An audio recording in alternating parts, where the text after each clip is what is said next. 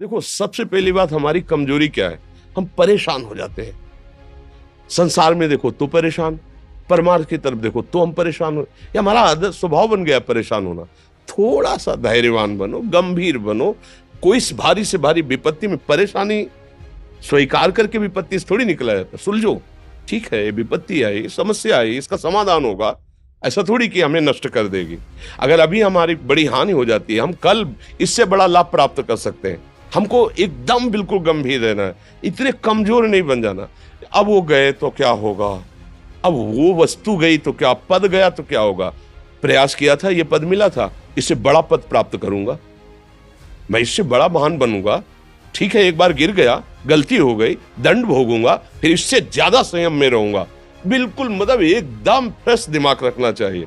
पर अपने लोग क्या है, जरा सी बात में एकदम पछड़ा कर लेते हैं, एकदम कमजोर हो जाते हैं। ये बिल्कुल ठीक नहीं है। हम जीवन भर की यात्रा की बात कह रहे हैं, भारी से भारी कष्ट में भी मुस्कुराना, तो हमें बल मिला है, हमें भगवान की कृपा का दर्शन हुआ है, हमें उनका दुलार दिखाई दिया है। अगर ऐसे तो भाग जाते, फिर परमार्थ में थोड़ी चलना होता है। आज जो आप सुन करके लाभ लेने की चेष्टा कर रहे हो ना, ये केवल प्रवचन नहीं है, ये जीवन है। अगर ये जिए ना होते ना, तो ये इसका प्रभाव नहीं पड़ता, फिर वाणी का प्रभाव नहीं पड़ता।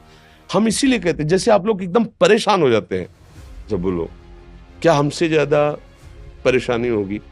दोनों किडनी खराब, दवाई लाने के लिए पैसे नहीं, पानी रखा है हम उठ के पी नहीं सकते, भीषण शरीर में कष्ट, भीषण बुखार, क्योंकि किडनी फेल, जरा में बुखार, खाने को क्या, रोटी मांग के लाओ। अगर वहां सब्जी मिलती है तो लाल मिर्च ऐसी पड़ के मिलती थी कि वो पा नहीं सकते थे। आप सोचो, पानी लाना है तो मुझे लाना है, पीना है तो मुझे पीना है। अगर मैं हारता तो कहां पहुंच जाता, क्या स्थिति होती? नहीं, मरना है, पर कदम पीछे। कोई दिन ऐसा नहीं जिस दिन सेवा ना की हो, जिस दिन सेवा ना गए हो। गुरु जी की सेवा में जाना है, पहले अपने को स्वस्थ साबित करना है, नहीं वो सेवा ही नहीं लेंगे। तुम बीमार हो, तुम कष्ट में, वैसे उनकी दृष्टि बड़े शांत है। उनकी सेवा की, आके लेट गए, फिर हिम्मत की, अपनी श्री जी की सेवा की, मधुकरी नहीं गए, 3-3 4-4 दिन भोजन नहीं गए, पर सेवा नहीं छोड़ा, दिनचर्या नहीं छोड़ी। और उसका प्रधान कारण संयम, ब्रह्मचर्य, भगवदाश्रय, नाम जप, कभी हारने नहीं दिया। अभी भी थोड़ी देर बाद डायलिसिस शुरू होगा, हारने, आपको हारे हुए नजर आ रहे हैं। शरीर में पीड़ा है, किडनी फेल है, ऐसा तो हम स्वस्थ बैठे हैं, पीड़ा है, बार बार प्यास लगती है, थोड़ा थोड़ा पानी मिलता है, लेकिन हम आनंदित हैं, हम प्रसन्न हैं। हम लड़ाई में हारे नहीं हैं, ना हारेंगे, हम जीत चुके हैं।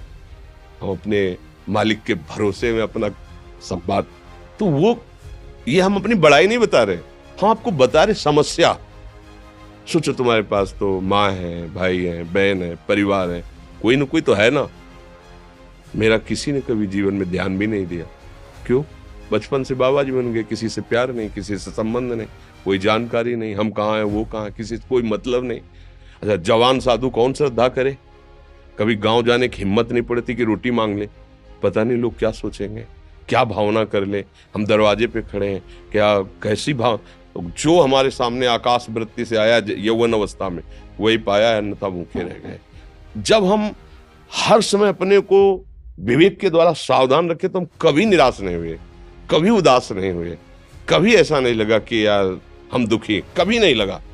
उसी का फल है कि उस सुख का संकेत मिल गया जहां दुख की निशानी भी नहीं है। वही उसी के बच्चे हो, हम सब उसी धातु से बने हुए हैं। हम इतना क्यों परेशान हो जाते हैं? हम ये देखते हैं, अपने लोग थोड़ी बात बिगड़ गई परेशान, नहीं बिगड़ी तो बिगड़ जाने की संभावना में परेशान है। आज सुख है, लेकिन कल सुख छिन जाएगा, तो हम आज के सुख में सुखी ना होकर कल के दुख की आने की संभावना में हम भयभीत हो। मतलब क्या हमारी सोच रह गई? हमको इतना बलवान बनना है कि सुख और दुख दोनों हमको छू न सके। भारी से भारी सुख की व्यवस्था है तो अहंकार नहीं, हर्षित होकर किसी का अपमान न करे कि हम धनी, हम पदाधिकारी, अमुक।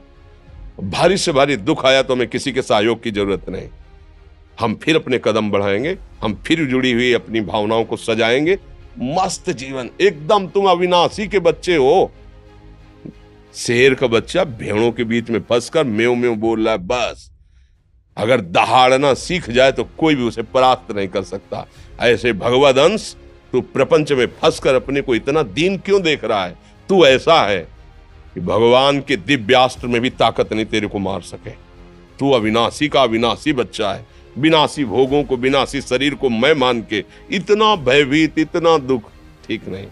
ये सबके लिए, केवल एक के लिए नहीं। आप समझो, आप लोग सोचते हैं हम गृहस्थ होकर भला ऐसी स्थिति कैसे। जनक जी सुखदेव जी के गुरु हैं और राजा हैं, महल है, रानियां हैं, नौकर है, चाकर। क्या सुखदेव जी जिनके शरीर में लंगोटी भी नहीं है, दिगंबर, परमहंस, परमहंस के गुरु हैं जनक जी जो राजा हैं। समझो आप ऐसा ना सोचे कि हम नौकरी कर रहे हैं, हम संसार में, हम गृहस्थ हैं, हम आध्यात्मिक की ऊंचाई पर नहीं चढ़ सकते। नहीं, आप एक सरकारी नौकरी या आप किसानी या व्यापार करते हुए आप एक अध्यात्म की ऊंचाई में चढ़ सकते हैं। और अध्यात्म ही है जो तुम्हें इस माया के दुख सुख से ऊपर उठा सकता है। दूसरा, चाहे जितनी संपत्ति आ जाए, आप सुखी नहीं हो सकते। सब देख लो, आंख खोल के देख लो।